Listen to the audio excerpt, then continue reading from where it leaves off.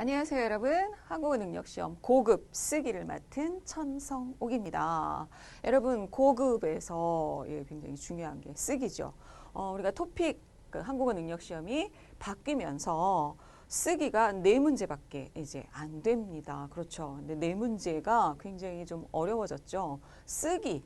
정말 오로지 쓰기를 잘 해야 되는 거죠. 4문제 가지고 100점을 받아야 하는 거니까 읽기나 듣기는 50문제 가지고 100점을 받는 거죠. 그런데 쓰기 같은 경우는 4문제 가지고 100점이니까 굉장히 문제 배점도 크고, 그 다음에 고급에서는 고급 글쓰기가 굉장히 중요해진 거죠. 그러니까 이런 쓰기 지금 4강으로 이루어져 있는데요.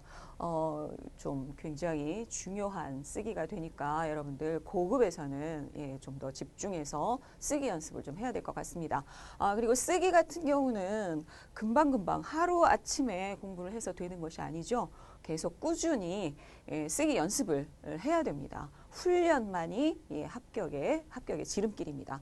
자, 그런데 쓰기가 유형이 좀 예전하고 많이 달라졌어요. 그렇죠? 그래서 제시어 이용하여 문장 쓰기라는 것이 예전 문제는 한 문장 가지고 4개 아니면 주제에 이어서 이렇게 이어지는 그런 한 문장으로 쓰는 그런 문제였었는데 지금은 바뀌었죠.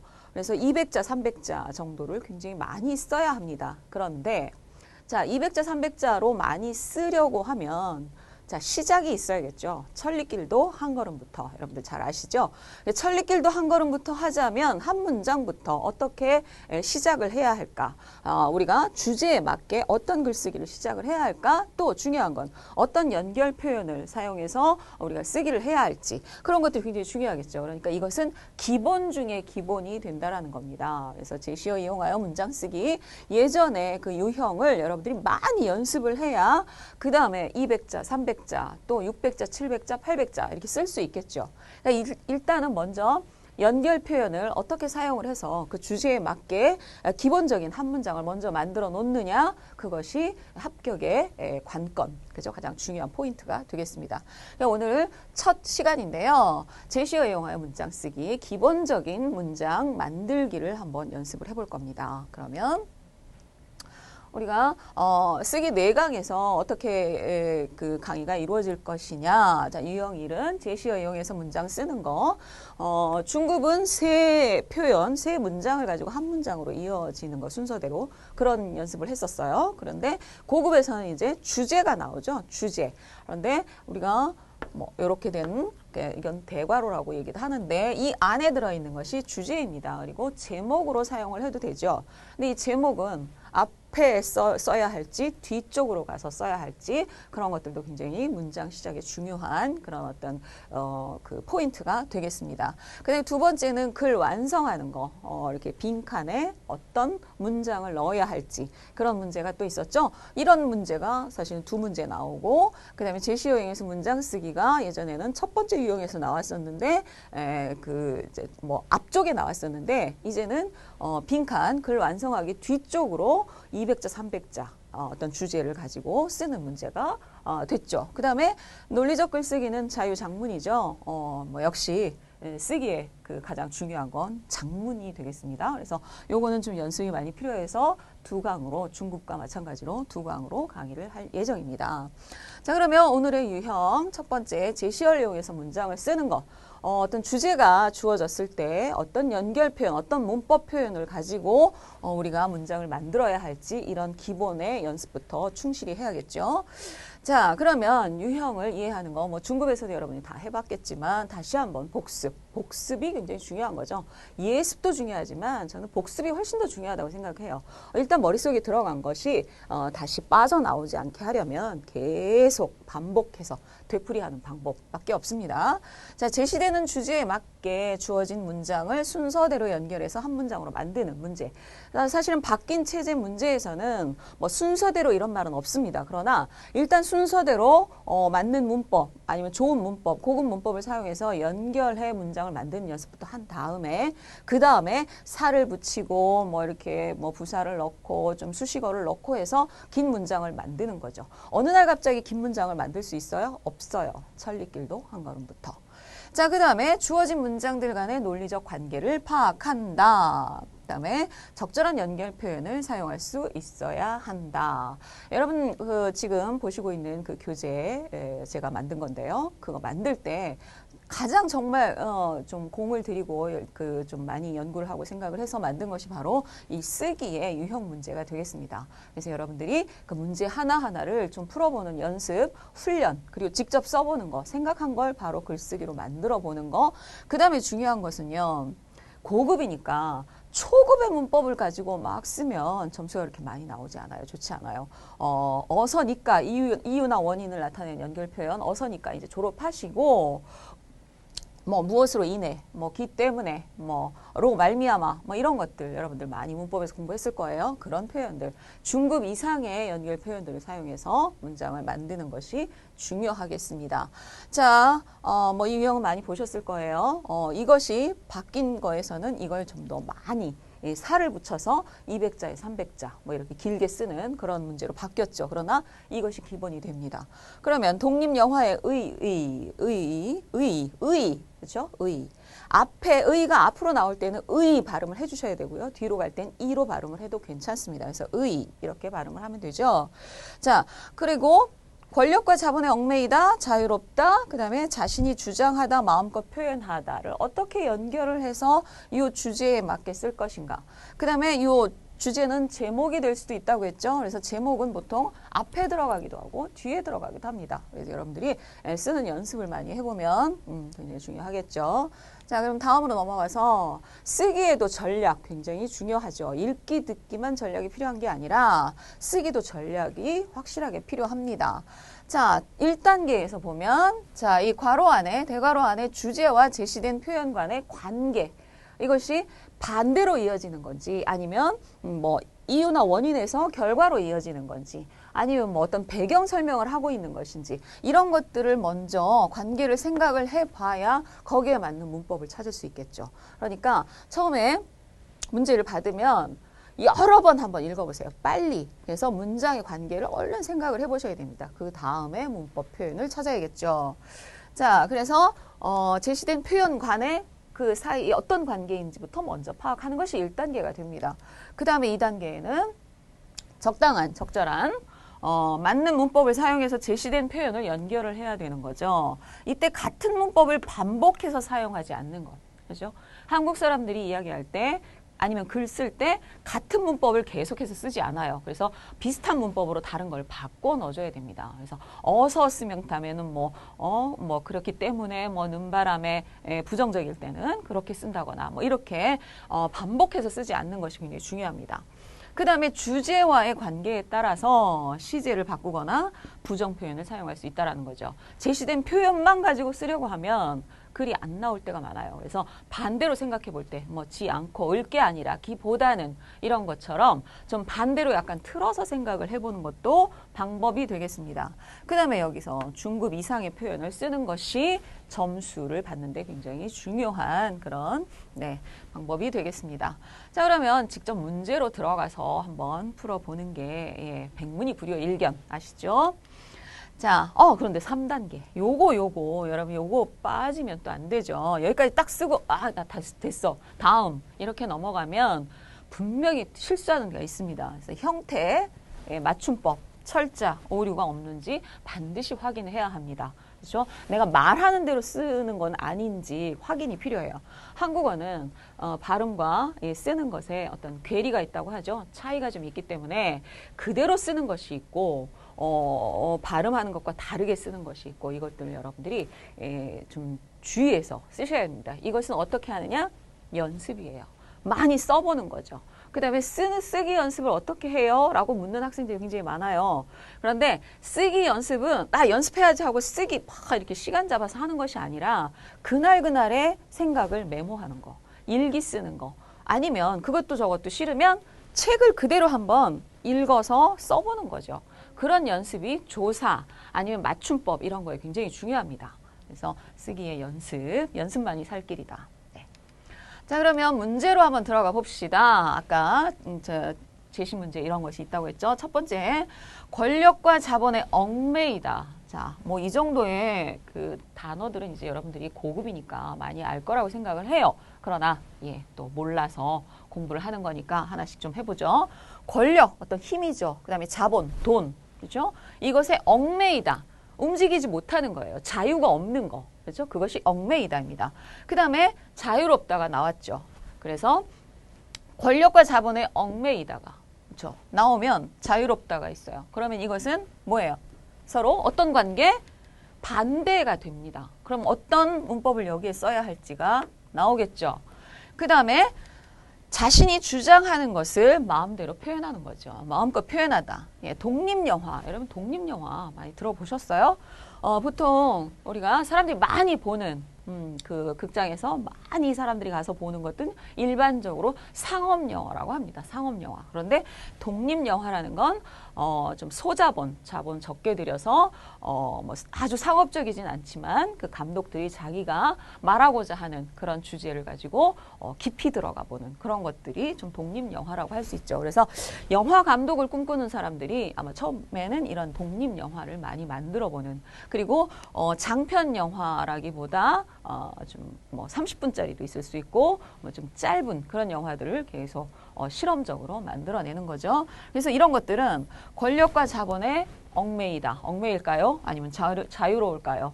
자신이 주장하는 것을 마음껏 표현하는 거죠. 일단은 이게 독립영화입니다. 그렇죠? 상업적으로 이건 뭐 사람이 많이 관객이 들어와야 하는데 아니면 이건 뭐 흥행에 성공을 해야 하는데 이런 생각 없이 자기가 하고 싶은 것은 그러면 이건 뭐예요? 반대가 되니까 어떤 문법을 써야 돼요?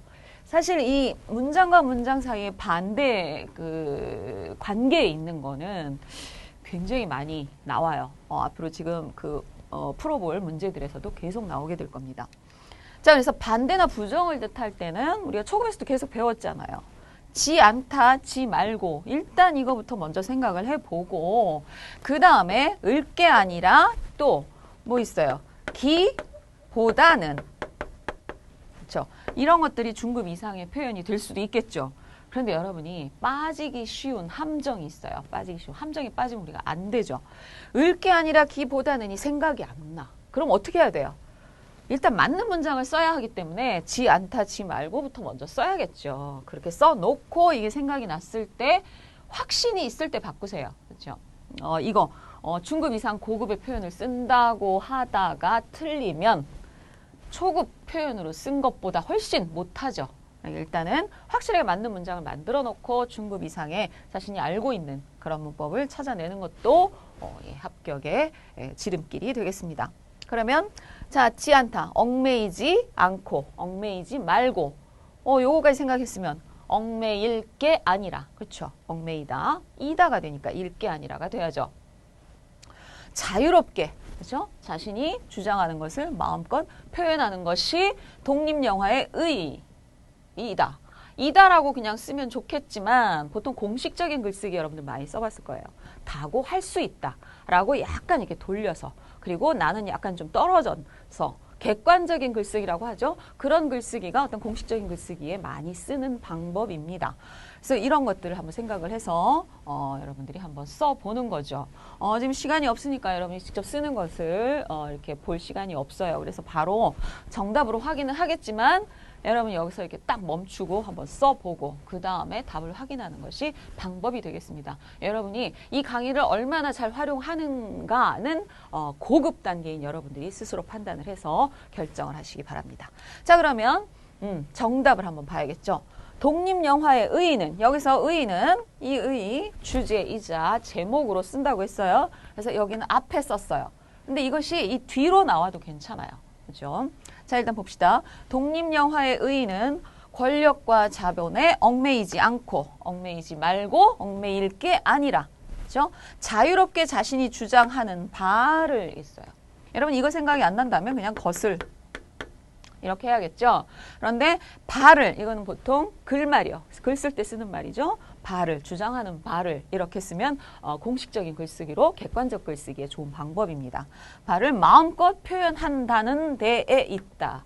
표현하는 것이다 라고 써도 괜찮죠. 그런데 표현한다는 데에 의의가 있다가 훨씬 더 자연스럽죠.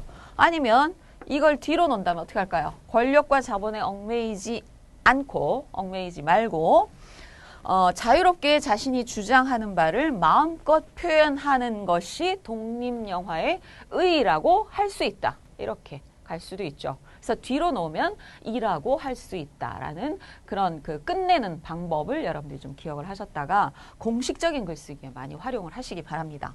그래서 첫 번째 문제를 풀어보았습니다. 자, 그러면 두 번째 문제로 넘어가 볼까요?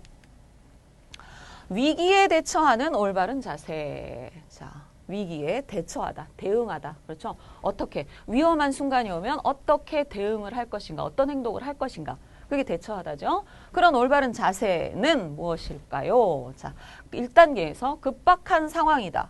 네, 급박한 상황은 뭐예요? 위기죠, 위기. 그죠? 위기, 위험한 시기, 위험한 순간. 그것이 급박한 상황이에요. 그럼 이거는 배경이 되는 거죠.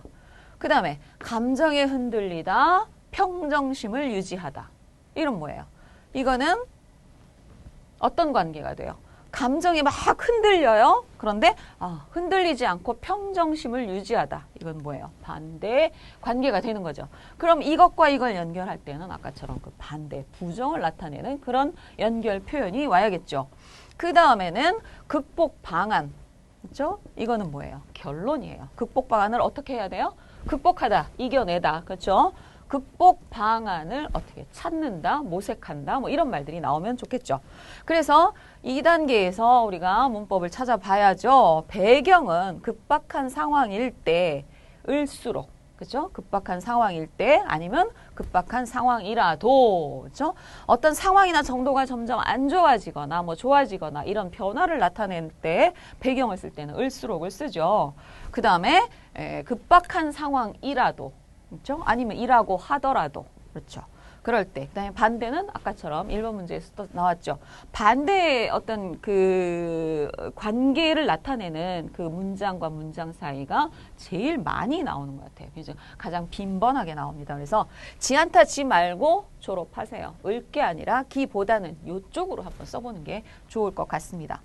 그러면 자, 감정에 흔들리는 거, 흔들리면 안 되겠죠. 그것이 위기에 대처하는 올바른 자세죠. 위험한 순간이 왔을 때 어떡하지 하다가 중요한 어떤 해결 시기를 놓쳐버리는 거죠. 그래서 그럴 때는 침착하다죠. 평정심, 마음의 평화. 그렇죠? 평정심을 유지하고 이것이 힘들기 때문에 이렇게 얘기하는 거죠. 그래서 위기에 대처한 올바른 자세는 이렇게 갈 것인지 쭉 쓰고 이것이 올바른 자세이다. 뒤로 갈 것인지는 여러분의 선택. 아시겠죠? 그러면 정답을 한번 봅시다. 위기에 대처하기 위해서는 이렇게 나왔네요. 그렇죠? 위기에 대처하는 올바른 자세는 이렇게 그냥 써도 됩니다. 그런데 자, 위기에 대처하기 위해서는 이렇게 약간 바꿔도 이 그 주제가 정확하게 표현이 된다면 꼭 이 말이 들어가지 않아도 돼요. 그 다음에 여기에 이제 어떤 말들을 막 붙이면 200자, 300자는 금방 됩니다. 왜? 한국어는 띄어쓰기가 있기 때문에 조금만 써도 확 숫자가 그 개수가 늘어나죠. 그래서 위기에 대처하기 위해서는 급박한 상황일수록 아니면 급박한 상황이라도 감정에 흔들리지 말고 아니면 감정에 흔들리지 않으며 이게 계속 이어지는 거니까 이 정도는 여러분 할 수 있죠. 평정심을 유지하는 가운데, 그렇죠? 아니면 평정심을 유지하면서 아니면 이것도 생각이 안 나? 그럼 어떻게 할까요? 유지하고 뭐 이렇게 끝내도 일단 문장이 자연스럽게 흘러가면 됩니다. 고급은 그 정도는 할 수 있죠. 그 다음에 좀 다듬어야겠죠. 좀 정리를 해서 좀 다른 중급 이상의 문법으로 좀 바꿔본다거나 뒤에를 한다 했으면 이라고 할 수 있다 라고 하거나 그렇죠? 유지하면서 자, 극복 방안을 찾아야 한다. 아니면 찾을 필요가 있다. 그렇죠? 아니면 뭐 있다고 하겠다. 이렇게 공식적인 글쓰기에서 주로 종결 표현, 끝내는 표현으로 쓰는 것이 뭐 이라고 할 수 있다.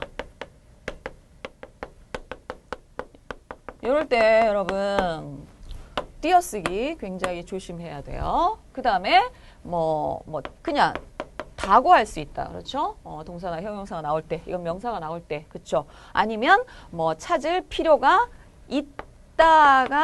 있다고 할 수 있다. 이런 식으로 가도 되고 아니면 좀 더 객관적으로 나를 좀 떨어뜨려서 놓을 때 있겠다 이런 식으로 쓰기도 합니다. 이것이 객관적 글쓰기에서 많이 쓰는 어떤 종결 표현 끝날 때 쓰는 방법입니다. 객관적 글쓰기란 뭐예요? 주관적 글쓰기와 객관적 글쓰기 아시죠? 주관적 글쓰기는 내 일기문이나 내 주변의 이야기들을 하는 것이 주관적이죠. 그런데 어떤 기사문이나 보고서나 발표문 이런 것들은 객관적 글쓰기가 됩니다. 그래서 보통 이런 글들은 내 얘기를 하는 거겠어요? 일반적인 얘기를 하는 거죠. 그러니까 객관적 글쓰기가 좋습니다. 그래서 공적인 글쓰기 하는 방법은 여러분들이 계속 연습을 좀 해야겠죠. 그래서 위기에 대처하는 올바른 자세는 급박한 상황이라고 하더라도 다른 걸로 썼어요. 감정에 흔들릴 게 아니라 이렇게 써도 되죠. 아니면 감정에 흔들리기보다는 이렇게 나가도 됩니다. 바꿔도 그다지 의미의 차이가 없어요. 평정심을 유지하는 가운데 극복 방안을 찾아야 한다는 것이다. 아니면 찾을 필요가 있다, 있겠다 이렇게 되겠습니다. 네, 그러면 다음 문제로 한번 넘어가 봅시다. 3번 문제입니다. 자, 자기 반성의 가치가 있다 없다 그렇죠? 그 어떤 것이 가진 그런 그 뭐 좋고 나쁨 그런 것을 기본적으로 생각하는 것이 가치가 되겠죠? 자기 반성의 가치는 무엇인가? 잘못을 뉘우치다. 잘못했다. 반성하는 거죠. 잘못을 뉘우치다는 반성하다. 그치다. 거기서 끝내다가 되겠죠. 그다음에 잘못된 점을 고치다. 그다음에 더 나은 방향을 모색하다. 그러면 1단계에서 자 어떻게 문장의 관계가 이루어질까요? 그치다. 자기 잘못을 뉘우치고 반성하고 거기서 끝과 잘못된 점을 고치려고 하는 것. 그렇죠? 이것은 반대, 약간 부정의, 그렇죠? 이쪽 상황과 이쪽 상황은 약간의 반대의 의미가 되겠죠. 이 반대라는 뜻은 뭐 정확히 반대 이런 뜻이 아니라 이 상황과 이 상황은 좀 다른 상황이다. 이렇게 이해를 하시면 됩니다. 그다음에 자기 반성의 가치는 더 나은 방향을 모색하다. 그렇죠? 그럼 이것이 결론이 되겠죠. 그러면 자기 반성의 가치는 잘못을 뉘우치고 여기서 끝나는 것이 아니라 그렇죠? 끝날 게 아니라 끝나기보다는 끝나지 않고 말고 이런 것들을 쓰면 되겠죠. 그러니까 이 반대의 경우는 굉장히 계속 나오고 있죠. 그 다음에 잘못된 점을 어떻게 하기 위해서 어떤 더 나은 방향을 모색하는 것이다. 이렇게 쭉 연결이 되면 되겠네요. 그러면 자 반대에는 자 여기서 또 여태까지 나오지 않았던 건 는 것이 아니라 게 아니라 는 것이 아니라 무엇이 앞에 뭐 동사나 형용사 시제를 어떻게 되는지 뭐 형태가 어떻게 될지 이거에 따라서 는 것이 아니라 아니면 게 아니라 이걸 바꿔도 되겠죠. 어떤 것을 바꾸든지 여러분이 이제 고급이니까 하실 수 있을 거라고 생각합니다. 지안타 지 말고는 좀 생각 안 하고 기보다는 게 아니라 이쪽으로 좀 생각을 계속 써보는 게 그런데 이 문장 내가 지금 글쓰기 하고 있는 그 문제에서 문장을 쓰는데 이런 반대 상황이 여러 번 나와요. 그럼 이거 다 써야죠. 두 가지를 계속 반복해서 쓰진 않는다고 했어요. 그래서 반복은 하지 마세요. 그러니까 그 상황에서 여러 가지 문법을 알고 있어야 이렇게 여러 가지로 다양하게 쓸 수가 있겠죠. 그러면 답을 한번 요것만 보고 여러분이 답을 먼저 한번 적어보는 것이 중요하다고 했어요. 정답 보기 전에 여러분이 이렇게 정지 눌러놓고 해보시기 바랍니다. 그러면 정답을 한번 확인해 봅시다.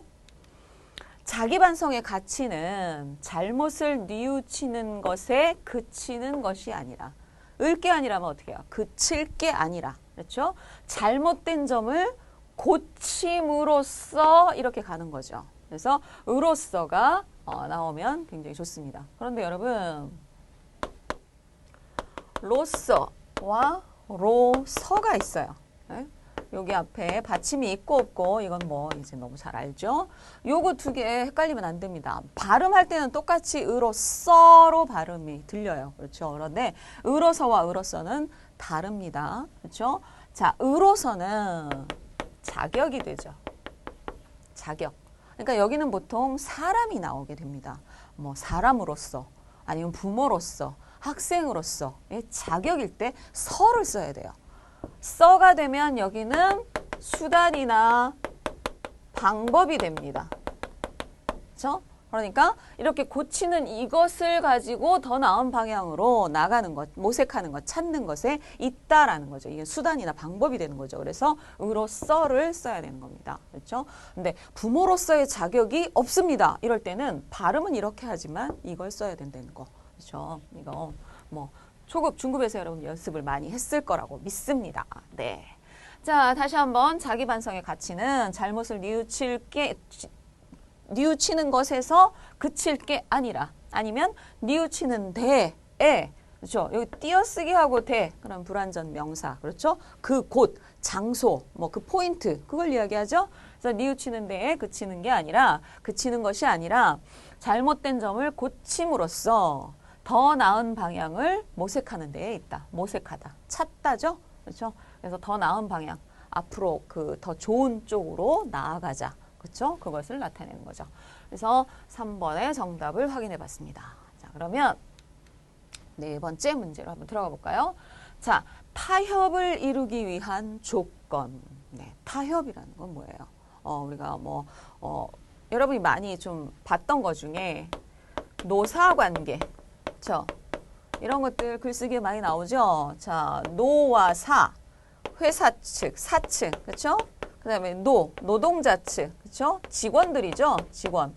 우리가 뭐 회사를 가지고 있어서 내가 주인이야, 오너, 그렇죠? CEO가 아니면 다 일하는, 그렇죠? 노동자가 됩니다. 노동이라는 건 일하는 거예요, 그렇죠? 일하고 월급을 받고 이것이 노동입니다, 그렇죠? 노동자와 회사에서 노사 관계죠. 여기에는 언제나 노사 갈등이 많이 생기죠. 갈등, 서로 싸우고. 이쪽에서는 월급 더 주세요. 뭐 휴가를 더 주세요. 복지를 잘하게 해주세요. 회사 쪽에서는 안 됩니다. 아니면 그 회사는 뭐 이익을 추구해야 하니까 노동자들의 요구를 다 들어줄 수는 없겠죠. 그래서 항상 갈등이 많이 생깁니다. 그런데 이것을 갈등을 극복하는 극복 방안 아까 나왔던 거 우리 써볼까요? 그러면 이것이 바로 타협이죠. 타협. 서로 어느 정도 양보를 해서 한 가지 의견 일치를 보는 것. 그것이 타협이 되겠습니다. 그렇죠? 타협을 이루기 위한 조건. 그렇죠? 자, 이 관계를 한번 생각을 해봅시다. 그러면 상대방을 설득하다. 자신의 주장을 고집하다. 이건 보세요. 이것과 이것은 뭐가 돼요? 뭐 계속 나오고 있죠. 반대 상황입니다. 나는 이쪽에서는 상대방을 설득하려고 해요. 내 쪽으로, 나에게 유리한 쪽으로 설득을 하는 거죠. 우리가 언제나 대화 관계에서는 내 얘기를 좀 잘 들어주세요 하고 상대방을 설득하기 위한 그런 대화가 굉장히 많죠. 그래서 설득하고 한쪽에서는 내 주장만 고집을 하는 거예요. 내 말이 옳습니다. 네 말은 틀립니다. 그렇죠? 그럴 때 그 상황이 서로 반대가 되는 거죠. 그것이 바로 갈등이죠. 갈등. 서로 다투다, 싸우다. 그렇죠? 우리가 뭐 치고 부수고 때리고 이것만 싸우는 것이 아니라 의견 충돌. 그렇죠? 그것도 싸우다, 다투다가 되겠습니다. 그러면 한 발씩 양보하다, 합의점. 그렇죠? 자신의 주장을 고집하다. 그다음에 한 발씩 양보하다. 이것도 사실은 반대 상황이 돼요. 그렇죠? 그러면 합의점을 찾다, 모색하다가 나와야겠죠. 합의점을 찾아야 되는 것이. 그것이 타협이에요. 그렇죠? 상대방을 설득하느냐, 자신의 주장을 고집하느냐, 그리고 자신의 주장을 고집하느냐, 아니면 한 발씩 양보하느냐, 이런 상황이 다 반대 상황으로 우리가 그런 그 연결 표현을 찾아야겠죠. 그러면 여기에 자 반대 상황은 지안타 지말다 이제 너무 많이 나왔어요, 그렇죠? 그다음에 기보다는 아니면 을 게 아니라 는 것이 아니라 이런 것들 그런 것들을 좀 쓰는 게 좋겠죠. 그러면 정답을 한번 볼까요? 만들어 봅시다. 타협을 이루기 위해서는 상대방을 설득하고자 자신의 주장을 고집하기보다, 그렇죠? 고집하지 말고, 고집하지 않고. 근데 지 않다와 지 말다는 여러분 차이는 너무 잘 알 거예요. 그렇죠? 지 않다는 내가 스스로 어떤 그 주관성이 좀 들어가죠. 지 말다는 좀 거기서 좀 떨어져서, 그렇죠? 약간 좀 객관적으로 아니면 상대방 쪽에서 어떤 입장 차이가 약간 있는 그런 부정 표현이 약간 달라요. 듣기에. 그래서 고집하지 말고 한 발씩 양보함으로써, 그렇죠? 여기도 수단, 방법 또 나왔죠. 한 발씩 양보해야 합의점을 찾을 수 있는 거잖아요. 서로 내 말이 옳다, 내 말이 옳다 하면 합의점을 타협을 할 수 있어요, 없어요? 없죠. 그러니까 합의점을 찾기 위해서는 약간씩 좀 양보를 하고 그 다음에 어떤 합의 포인트, 그 타협점을 찾아내는 거죠.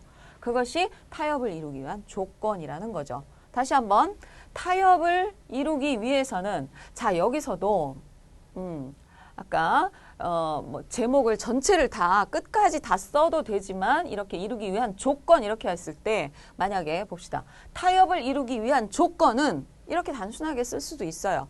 그렇다고 뭐 틀리거나 하진 않아요. 그런데 좀 더 문장의 흐름을 좀 더 자연스럽게 하려면 타협을 이루기 위해서는 상대방을 설득하기 위해서 그렇죠? 이건 여기서는 설득하려고 하고자 어떤 배경으로 목적으로 이렇게 두고 시작을 했어요. 그렇죠? 반대 상황보다는 왜? 여기서 반대 상황을 가져가야 되니까. 그럼 상대방을 설득하고자 여기서 설득하려고 이렇게 써도 이거 생각 안 나면 좋겠지만 공식적인 글쓰기, 객관적인 글쓰기에 려고는 잘 안 써요. 고자를 굉장히 많이 씁니다. 그리고 다른 사람 앞에서 발표할 때 저는 뭐 이렇게 해서 발표하고자 합니다. 이렇게 발표하는 것이 말할 때도 공식적인 말하기의 어떤 연결 표현이 됩니다. 여러분 요거 많이 생각하셔서 쓰시기 바랍니다. 그래서 그런데 친구와 대화하는데 뭐뭐 하고자 해. 이거 조금 이상해요. 그렇죠? 공식적일 때. 그래서 설득하고자 자신의 주장을 고집하기보다는 자신의 주장을 고집하지 말고 자신의 주장을 고집할 게 아니라 한 발씩 양보함으로써 합의점을 찾아야 한다.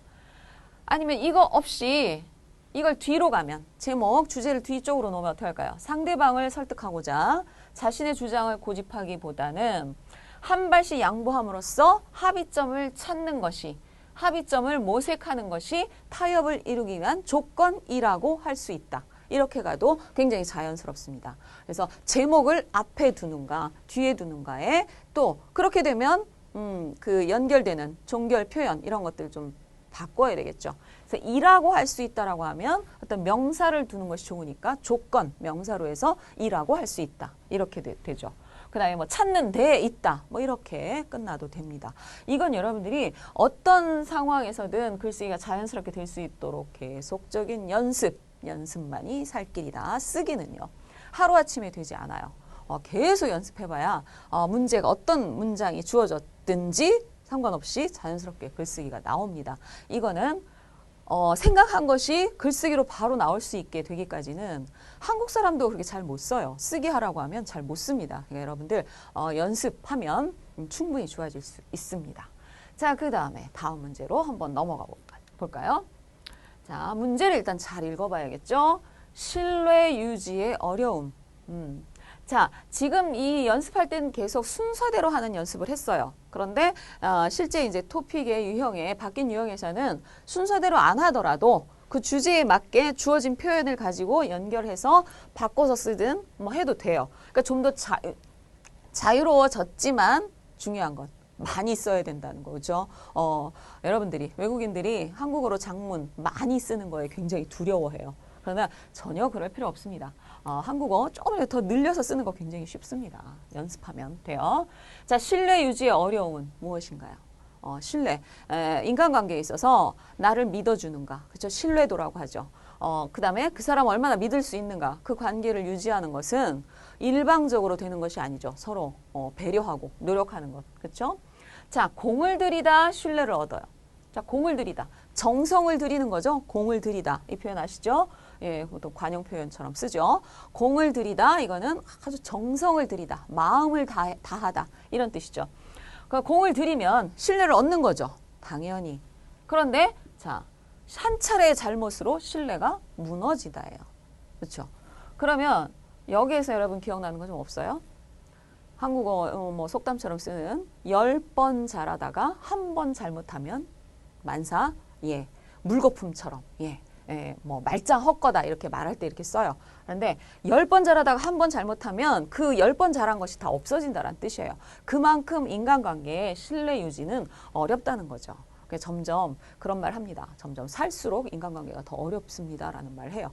학교 다닐 때 학생 때는 모르잖아요. 친구들끼리 그냥 친하게 지내고 그렇죠. 그러나 사회생활에서는 인간관계가 굉장히 어렵다는 거 요것만 우리가 지킨다면 쉽게 할 수가 있겠죠. 자, 그러면 1단계에서 문장과의 관계를 한번 살펴봐야겠죠. 공을 들여요. 그러면 어떻게 해요? 신뢰를 얻어요. 그렇죠? 당연해요. 그러나 그렇죠? 한 차례 잘못, 한 번 잘못해요. 그렇죠? 그러면 신뢰는 한순간에 무너져요. 아무리 그동안에 많이 잘했더라도 한 번 잘못하면 무너진다는 거예요. 그러니까 이 한 번 잘못을 하지 않도록 늘 신경 쓰고, 그렇죠? 공을 들여야 한다는 거예요. 공을 들이다라는 표현을 왜 썼느냐? 아주 정성을 다하라는 뜻이에요. 그래서 좀 더 깊이 들어가서, 그렇죠? 쉽게 되는 건 세상에 없습니다. 이런 것을 우리가 한국어로도 생각을 할 수 있으면 좋겠죠. 그러면 더라도, 다고 하더라도, 자, 그러나가 되니까 이런 상황을 이렇게 하더라도, 한다고 하더라도, 자, 다고 하더라도를 그냥 줄여서 더라도만 써도 되죠. 그 다음에 왜 이렇게 된다? 이유는 뭐 하기 때문이다. 그렇죠? 이유나 원인, 왜냐하면 기 때문이다. 요거는 그냥 하나의 문장으로 여러분이 생각을 해두시면 좋아요. 같이 세트로 이어지는 문법들이 꽤 있어요. 예를 들면 후회를 나타내는 문법. 덜하면 했을 텐데, 덜하면 좋았을 것을, 그렇죠? 이런 거. 그런 세트로 엮여지는 그런 문법 표현은 여러분들이 많이 알면 알수록 이렇게 문장 만들 때 아주 좋죠. 그래서 자, 그러면 여기까지 해보면 여기까지 했는데 그러나 이렇게 해서 무너질 수가 있기 때문에 신뢰 유지가 어렵다. 그렇죠? 그럼 정리해서 한번 써보는 겁니다. 그렇죠? 정답 보기 전에. 네. 그러면 정답을 볼게요. 여러 가지로 쓸 수 있어요. 여기서 모범 답안이라는 얘기를 하죠. 모범 답안. 그렇죠? 모범 답안이라는 거, 요거가 좀 뭐 가장 좋다. 이게 정답이라는 얘기는 아니에요. 이렇게 쓰는 것이 샘플로, 견본이죠. 이렇게 쓰는 것이 좀 모범이 된다. 좀 보고 따라해도 된다. 이런 그 차원에서 이 모범 답안을 제시하는 거예요. 그러니까 딱 이렇게만 써야지 정답은 아닙니다. 맞는 문법으로 어떻게 쓰든 문장의 흐름이 맞고 이것이 달라지지 않으면 되죠. 자, 신뢰 유지의 어려움은 공을 들여서 신뢰를 얻더라도, 그렇죠? 한 차례의 잘못으로 신뢰가 무너질 수 있다는데, 있다. 어려움은, 그렇죠? 대에 있다. 대에 있다. 여기서 끝나도 되고요. 요 사이에 애가 들어가도 됩니다. 왜? 이건 명사라고 했잖아요. 조사는 명사에 붙죠. 보통 뭐 체연이라고 얘기하는데 명사나 대명사나 이런 것들에 붙죠. 그래서 대는 그래서 이걸 떼야 돼요. 보통 는 데 있다 하고서 여러분들 이렇게 붙여서 그런데처럼 이렇게 써버리면 안 돼요. 여기를 떼고 애가 붙어야 돼요. 이걸 떼야 요게 요게 명사구나. 그렇죠? 그런데 완전하지 않은 명사라서 불완전 명사라고 하죠. 그래서 는 데에 있다예요. 요거 써도 되고 안 써도 되고. 그래서 있다는 데에 있다. 또 하나는 신뢰 유지가 어려운 이유는 공을 들여서 신뢰를 얻는다고 하더라도, 그렇죠? 공을 들여서 신뢰를 얻더라도 좀 요렇게 쓰는 건 이제 짧게 줄여서 쓰는 거죠. 그런데 우리가 200자, 300자 쓸 때 요렇게 쓰면 몇 글자라도 더 지키는 거죠. 그러니까 좀 길게 쓸 수 있으면 길게 쓰면 좋겠어요. 자, 신뢰를 얻는다고 하더라도 한 차례의 잘못, 한 차례, 두 차례, 10차례, 번이죠. 횟수, 그렇죠? 한 차례의 잘못으로도 신뢰가 무너질 수 있기 때문이다. 그렇죠? 대에 있다 그래서 했고 이유는 하고 들어가면 때문이다. 이렇게 쓰는 것이 자연스럽습니다. 이유는 이렇게 한다는 데 있다. 이렇게 돼도 되죠. 일단은 써놓고 한 번, 시간 없으면 한 번, 두 번, 세 번 읽어보세요. 읽어보고 어딘가 부자연스러우면 고쳐야죠. 그것이 굉장히 중요해요. 그래서 3단계에 확인하는 과정이 아주 중요합니다. 내가 이렇게 썼어도 문장을 써놓고 다시 읽어보지 않으면 굉장히 틀려요. 한국 사람도 마찬가지예요. 작문 막 하고 다시 안 보는 사람 거의 없어요. 그러면 굉장히 많이 실수가 많아요. 한 번 다시 보고 고치고, 그렇죠? 그런 수정하는 글쓰기가 어떤 훈련의 한 과정으로 굉장히 좋습니다. 다시 한번 읽어볼까요? 신뢰 유지의 어려움은 공을 들여 신뢰를 얻더라도 한 차례 잘못으로 신뢰가 무너질 수 있다는 데 있다. 그러면 한 차례 잘못으로 여기에 인해, 으로 인해 이렇게 하면 더 좋겠죠. 그러면 벌써 세 글자가 늘어났어요. 두 글자인데 왜 세 글자예요? 앞에 띄어야 되기 때문에. 그러니까 200자, 300자 할 때 이거 굉장히 좋은 방법이죠. 한 차례 잘못으로 인해 또는 또 이것과 마찬가지 한 차례 잘못으로 뭐야?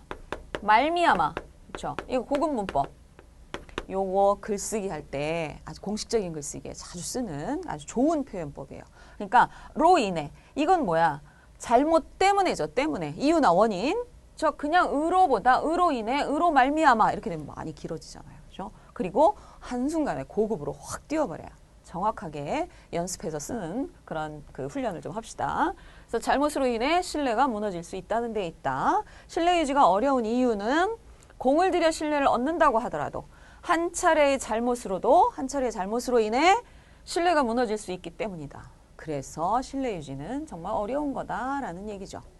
그래서 이런 경우에도 여러분이 어떤 문법으로 썼는지에 따라서 문장이 짧아지고 길어지고 그렇죠? 그런 것들을 여러분이 좀 생각을 해두시기 바랍니다. 자, 그러면 다음 문제, 마지막 문제를 한번 풀어보죠. 자, 일단 잘 읽어보는 게 중요해요. 그래서 읽고 일단 문장을 이해해야겠죠. 역사소설의 가치는, 그렇죠? 가치, 이야기 속의 장치, 어떤 장치들, 그렇죠? 그 이야기 속에 뭐 복수를 할 건지 아니면 뭐 용서를 하는 것인지 뭐 이런 여러 가지의 이야기를 그 엮어내는 그런 것이 장치죠, 장치. 그리고 역사를 재구성하다. 역사는 이미 일어났던 일이죠. 과거에. 그렇죠? 그걸 다시 재구성, 다시 한번, 재라는 건 다시 한번이죠. 다시 한번 구성을 하다. 그래서 어떻게 하는 거예요? 현 시대, 지금 현재의 문제를 보는 것이죠. 그렇게 이끌어준다라는 거예요. 그것이 역사소설의 가치가 있다는 거예요. 아, 역사가 이랬구나. 끝. 이것이 아니라 그걸 다시 재구성해서 지금의 상황과 한번 비교해서 현재 시대의 문제가 무엇인가를 다시 한번 반성하거나 그래서 더 나은 방향으로 나아갈 수 있는 그런 그것이 바로 역사소설의 가치라는 겁니다. 그렇죠? 그래서 그만큼 역사소설이라는 건 중요한 거죠. 그러면 1단계에서 자, 요거에 대한 관계를 한번 봐야겠죠. 역사소설의 가치 뭐예요? 현 시대의 문제를 보는 거예요. 그렇죠? 역사소설로 끝나는 게 아니고 그냥 재미로 우리의 조상들은 이렇게 살았구나. 끝. 아니죠. 가치는 다시 한번 가치를 넣는 거죠. 부여하다라고 하죠. 부여, 주는 거. 가치를 부여하는 것이 뭐예요? 현 시대, 지금 문제를 다시 한번 볼 수 있는 거예요. 사람은 언제나 어디서나 사람 사는 건 다 똑같다 이런 말 많이 하잖아요. 옛날에도 지금에도 사람은 생각하는 거, 행동하는 게 그 문제들이 거의 비슷할 때가 많습니다. 그렇죠? 그러면 역사를 재구성하고, 그렇죠? 이거는 수단이 되는 거죠. 수단. 우리가 수단이나 방법 생각나죠? 연습했죠. 자, 그러면 방법은 무엇을 통해 무엇을 활용하여 음으로써 아까 배웠던 거 이런 것들을 사용하면 되죠. 그 다음에 목적은 뭐뭐 하도록 이렇게 쓰면 됩니다. 뭐뭐 할 수 있게, 그렇죠? 하기 위해서 이런 것들이 목적을 나타내는 그런 연결 표현이 되죠. 그러면 여기서 나오죠. 역사술의 가치는 자, 이야기 속 장치를 역사를 재구성하고 그다음에 현 시대의 문제를 볼 수 있도록 이끌어주는 것이다. 이렇게 여러분이 한번 써보는 겁니다. 이런 문법을 사용해서 그리고 맞는지는 정답 확인을 나중에 하면 되겠죠. 자, 정답 볼까요? 이야기 속 장치를 활용하여 이야기 속 장치를 통해서 그렇죠? 그것을 통해서 역사를 재구성함으로써 수단 나타낼 때, 방법 나타낼 때 그렇게 함으로써 현 시대의 문제를 볼 수 있도록 목적, 그렇죠? 이끌어주는 것이 역사소설의 가치다. 이건 이제 뒤로 썼죠. 이걸 앞으로 써도 되죠?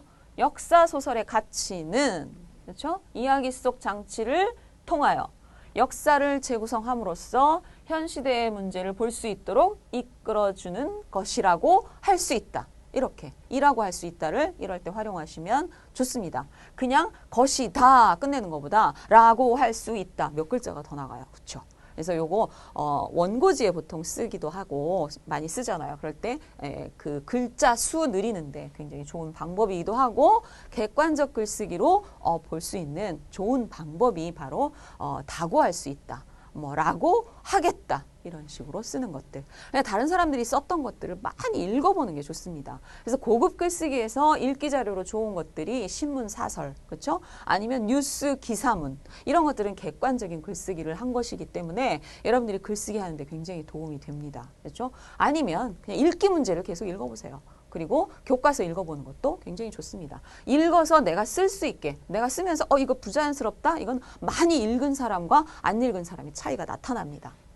그렇죠? 그럼 다시 한번 읽어볼까요? 이야기 속 장치를 활용하여 역사를 재구성함으로써 현 시대의 문제를 볼 수 있도록 이끌어주는 것이 역사소설의 가치라고 할 수 있다. 아니면 이걸 앞으로 넣어서 역사소설의 가치는 이야기 속 장치를 활용하여 역사를 재구성함으로써 현 시대의 문제를 볼 수 있도록, 현 시대의 문제를 볼 수 있게, 그렇죠? 도록과 개는 같은 문법이었잖아요, 그죠? 볼 수 있게 이끌어주는 것이라고 할 수 있다. 가치가 앞으로 갔을 때, 됐죠? 자, 여기까지 6문제 정도를 풀어봤어요. 여러분들이 지금 6개를 지금 연습을 해봤지만 나온 연결 표현들이 계속 나와요. 그러니까 문법이 너무나 많이 있지만 쓰는 것들은 사실은 계속 써요. 그러니까 그런 것들 여러분이 연습을 해보면 토픽에 나오는 글쓰기는 어차피 한정되어 있으니까 충분히 높은 점수를 받을 수 있을 겁니다. 점검을 한번 해보죠. 자, 문제를 받았을 때, 자, 200자, 300자 글쓰기 한다고 생각을 해보세요. 주제가 나옵니다. 그 다음에 한 두 개 정도가 나와요. 그렇죠? 아니면 몇 개의 어떤 조건들이 나오죠. 그거를 어떻게 엮어내는지, 연결해서, 연결 표현을 사용해서 쓰는지, 요것들을 생각해야겠죠? 그러니까 주제와 제시된 표현 간의 관계를 보는 겁니다. 반드시 나오니까 주제와 이것이 반대가 되는 것인지, 이것이 수단인지 방법인지, 아니면 이유나 원인의 결과인지, 요것들에 따라서 연결 표현이 달라지겠죠. 그 다음에 2단계에서는 적절한 문법을 사용해서 제시된 표현을 연결하는데 반복적으로 쓰지 않는 거. 그렇죠? 그래서 한 가지 의미를 가진 여러 가지 문법을 알고 있어야 된다는 거예요. 똑같은 문법을 똑같이 써버리면 문장 굉장히 이상해요. 그럼 다 감점, 마이너스 됩니다. 그렇죠? 그 다음에 주제와의 관계에 따라서 시제를 바꾸기도 하죠. 그 다음에 또 부정 표현을 사용하기도 해요. 한다라고 했는데 하지 않는다, 하지 말고 이렇게 써야 할 경우가 굉장히 많아요. 그건 뭐예요? 1단계에서 관계를 먼저 살펴봐야 되는 거죠. 그래야 시제를 바꾸거나 부정 표현을 바꿀 거를 여러분이 생각을 할 수 있겠죠. 그리고 나서 마지막 단계에 가서 중급 이상의 표현으로 골라서 쓰는 거. 근데 요거 모르면 그냥 초급 알고 있는 걸로 맞는 문장을 먼저 쓰는 게 중요하다는 거죠. 그 다음에 3단계에서는 다시 한번 2번, 3번 읽어보고 자연스럽게 확인을 해야 되는 거죠. 논리적 흐름에 맞게, 그죠? 자연스러운 글쓰기. 그것이 글쓰기의 목적이 되겠습니다. 오늘 첫 번째 시간인데 고급 쓰기 좀 어려우셨나요? 어렵지 않습니다. 연습만이 살 길이다. 쓰기 훈련. 그렇죠? 여러분들 수고 많으셨습니다. 네, 감사합니다. 안녕하세요, 여러분. 한국어 능력 시험 3, 4급 대비 쓰기 시간입니다. 오늘은 쓰기 첫 번째 시간인데요. 여러분들 한국어 능력 시험 토픽 준비를 하는 사람들이 가장 어려워하는 것이 바로 쓰기죠. 쓰기는 모든 언어의 마지막. 그렇죠. 쓰기가 안 되면 그 언어를 잘한다라고 할 수가 없어요. 우리가 말만 잘하면 외국어, 언어 잘합니다라고 하지만 쓰기가 안 되면 그 언어를 제대로 한다고 할 수가 없습니다. 그래서 언어의 마지막 과정이 바로 쓰기죠. 그리고 쓰기는 연습입니다. 쓰기, 훈련, 연습이나 훈련을 계속 하지 않으면 절대로 잘 쓸 수가 없어요. 그래서 한국어 능력 시험에서, 토픽 시험에서 중요한 부분이 여러분들이 가장 많이 어려워하고 중요한 부분이 바로 쓰기가 되죠.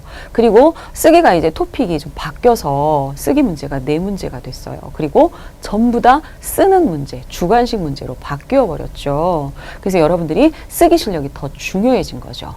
예전에 비해서 어휘 문법이 없어지고 하면서 읽기나 듣기 문제가 늘어났지만 쓰기는 4문제 줄었어요. 그런데 그 안에 들어가야 할 내용은 훨씬 더 많아진 거죠.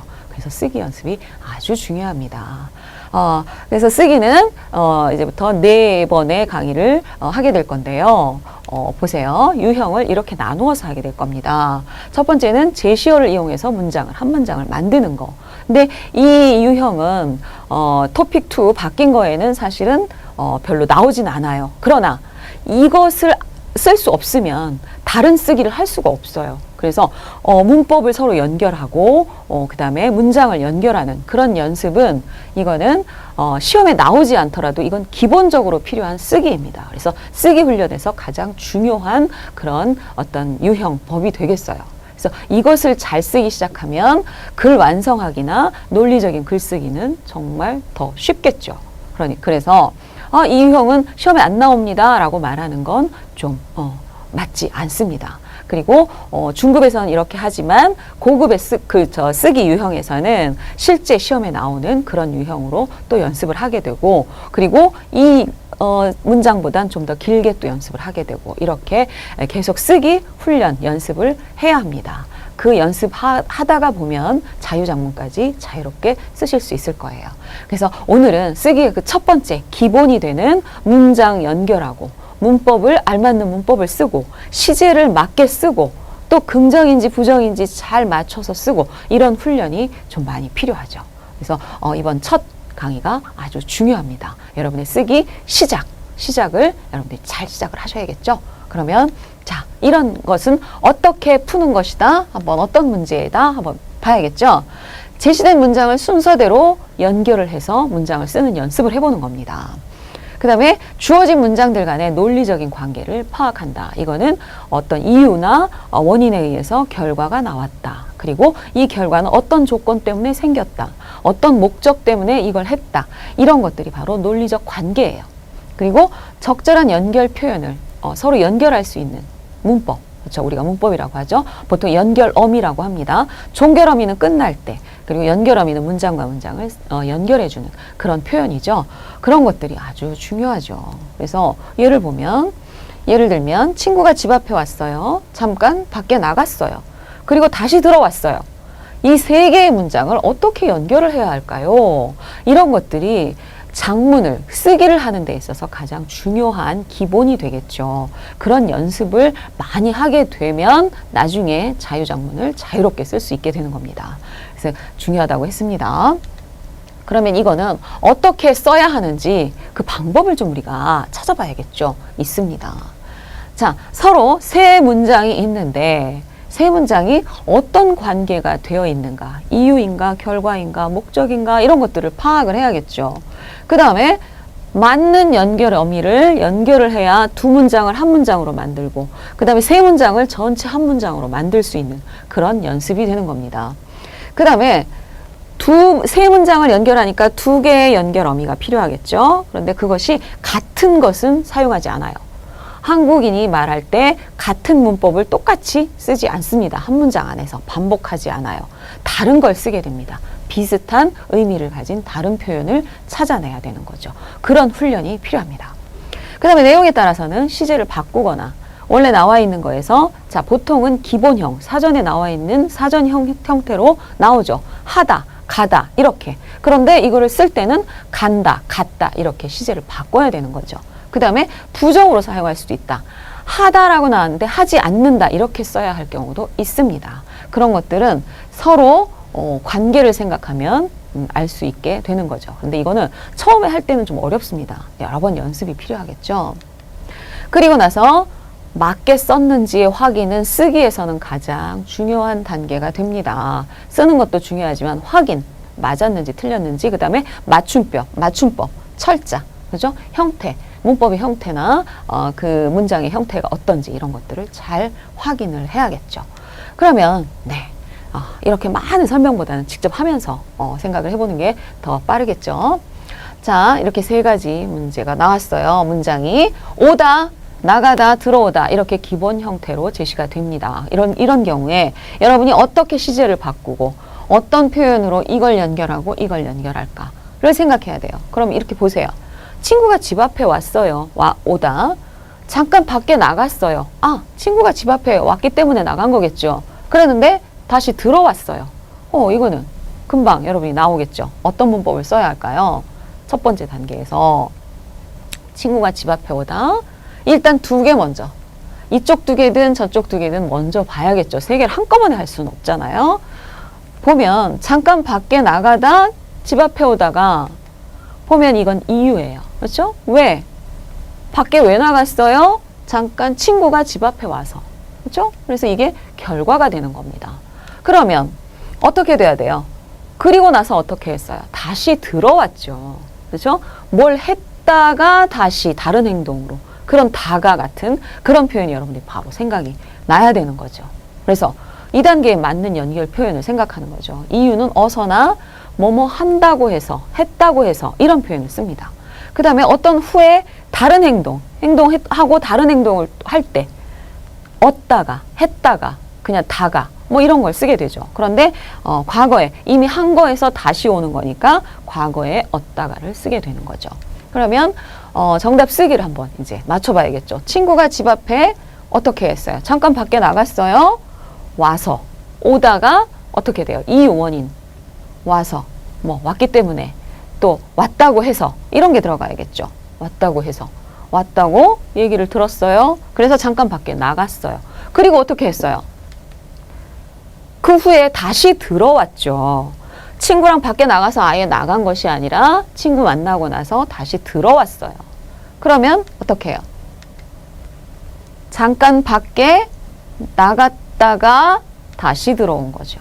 이게 들어가야 되죠. 그래서 다가 앞에 어떤 우리가 연결 어미를 써야 하는가를 생각해 보면 어디에 넣어야 할지가 나오는 거죠. 여러 가지를 써도 말이 틀리지 않으면 그거는 맞는 문장입니다. 그러면 정답 확인을 한번 해봐야겠죠.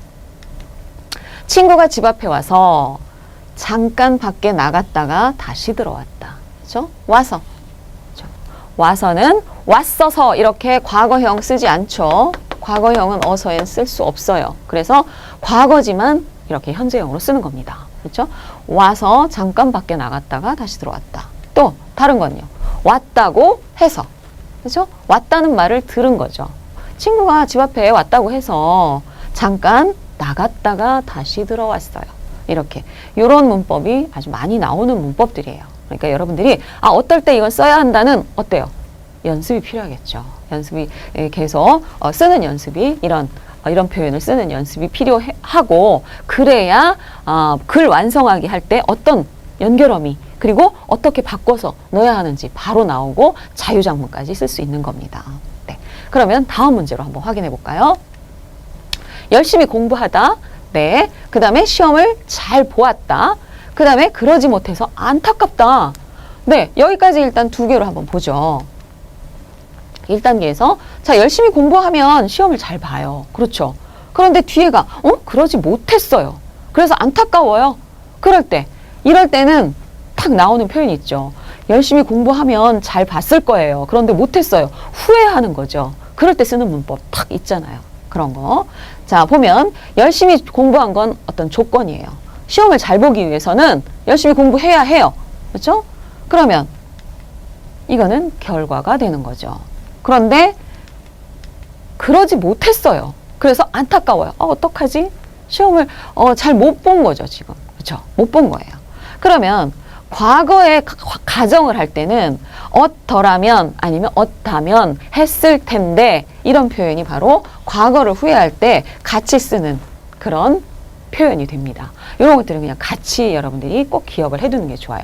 어더라면 얻을 텐데 현재는 그렇지 못하다 할 때 그렇죠? 후회할 때 많이 쓰는 표현입니다. 아주 많이 써요. 그러니까 여러분이 직접 시험용이 아니더라도 밖에서 말할 때도 이렇게 쓰면 좋겠습니다. 그 다음에 과거의 상황을 추측할 때는 얻을 텐데 그리고 과거를 가정할 때 만약에 지금 있지 않았지만 과거에 그렇게 했으면 이게 되는 거죠. 그래서 이렇게 들어갈 수 있어요. 그러면 자 한번 정답 쓰기를 한번 해봐야겠죠. 열심히 뭐 해요? 공부 했더라면 시험을 잘 봤을 거예요. 여기까지 한번 생각을 해보는 거죠. 그죠? 공부를 했더라면 시험 잘 봤을 거예요. 그런데 지금은 못했어요. 자, 공부했다면, 덜하면 의미 차이 없이 같이 쓸 수 있는 표현이죠. 그러니까 어떤 걸 써도 여러분이 맞는 것이 됩니다. 그런데 그러지 못했어요. 그럴 때 뭘 써야 돼요? 시험을 잘 봤을 텐데 못했어요. 후회하는 문법이 바로 여기서 나오는 겁니다. 그러면 확인을 한번 해보죠. 열심히 공부했더라면 시험을 잘 봤을 텐데 그렇죠? 요거는 항상 같이 많이 써요. 했다면 했을 텐데, 했더라면 했을 텐데. 요거를 꼭 생각을 해주시면 됩니다. 여기까지는 결과였어요. 그런데 그렇지 못했으니까 지금의 결과가 아니라 그랬더라면 그랬을 텐데 라는 결과가 되는 거죠.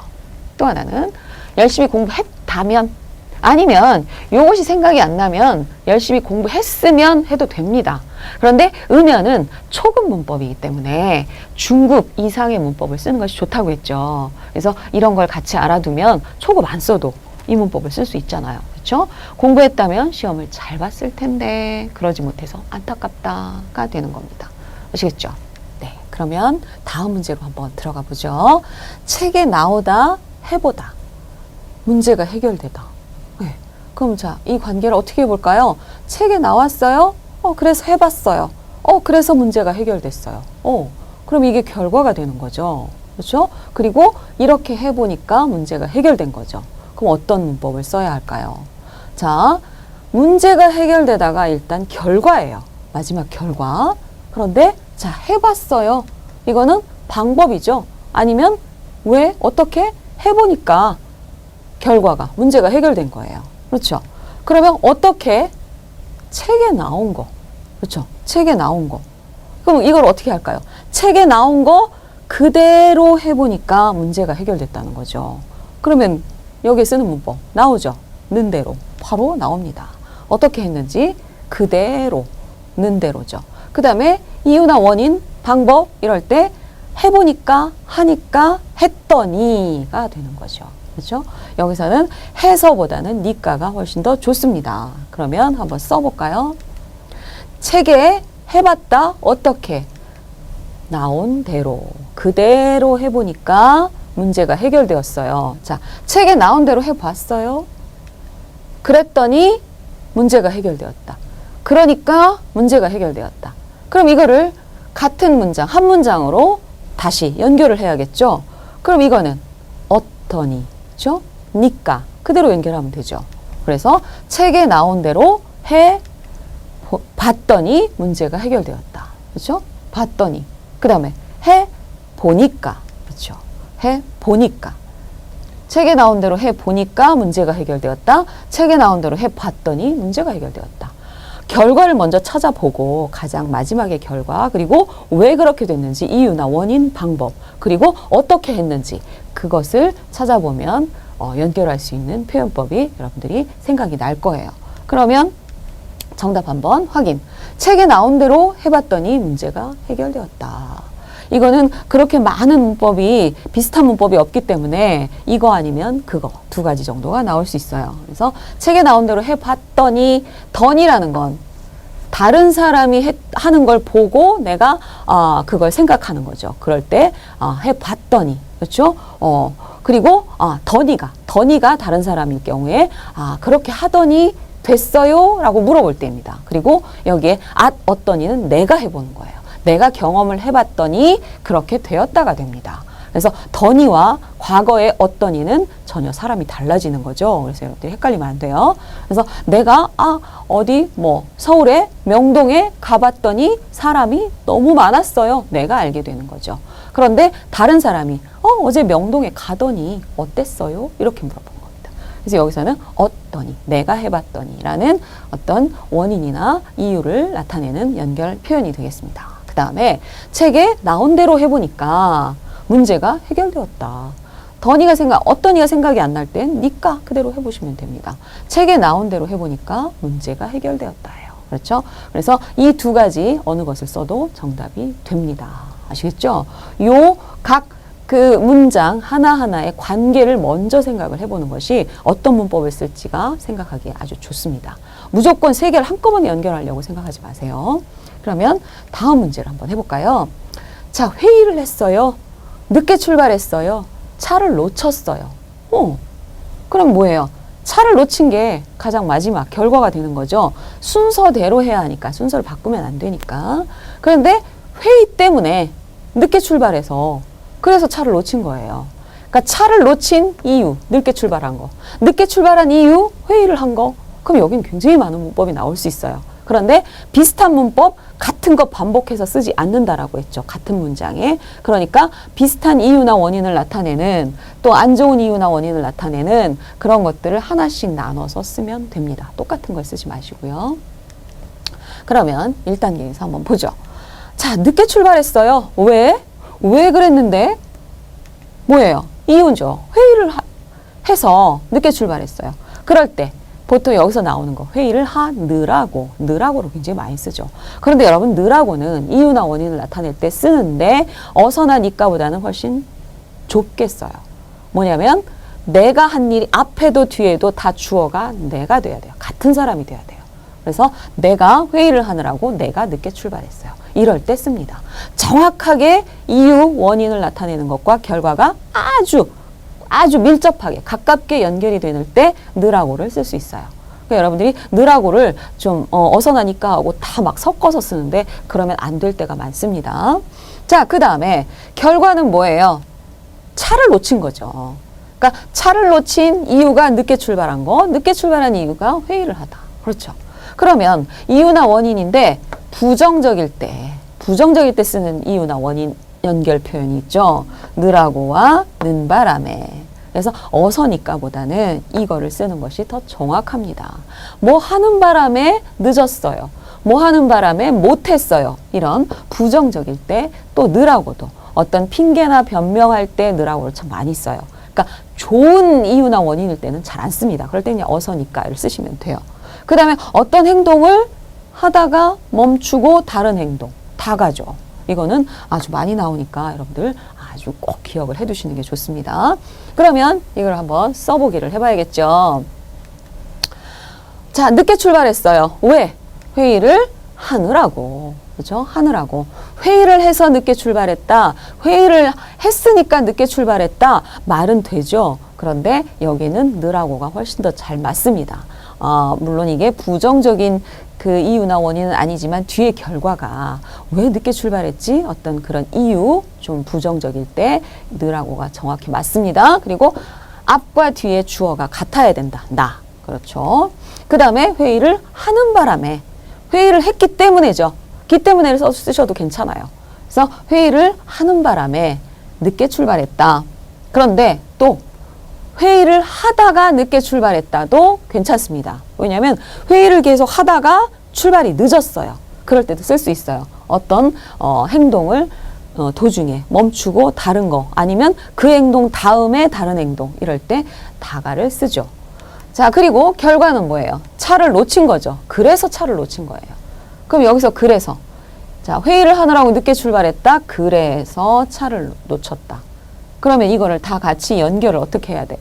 자, 늦게 출발한 거죠. 늦게. 그렇죠? 그러면 늦게 출발해서 차를 놓쳤다. 또 늦게 출발하는 바람에 차를 놓쳤다. 그런데 요거를 같이는 못 쓰죠. 그렇죠? 두 개를 똑같은 걸 양쪽에 쓸 수는 없어요. 하나하나 다른 걸 써야 돼요. 그러니까 요거는 정답이 아주 많이 나올 수 있겠죠. 그러면 답쓰기 정답 확인해 볼까요? 회의를 하느라고 늦게 출발해서 차를 놓쳤다. 또 좋습니다. 그 다음에 회의를 하느라고 늦게 출발 어떻게 해요? 하는 바람에.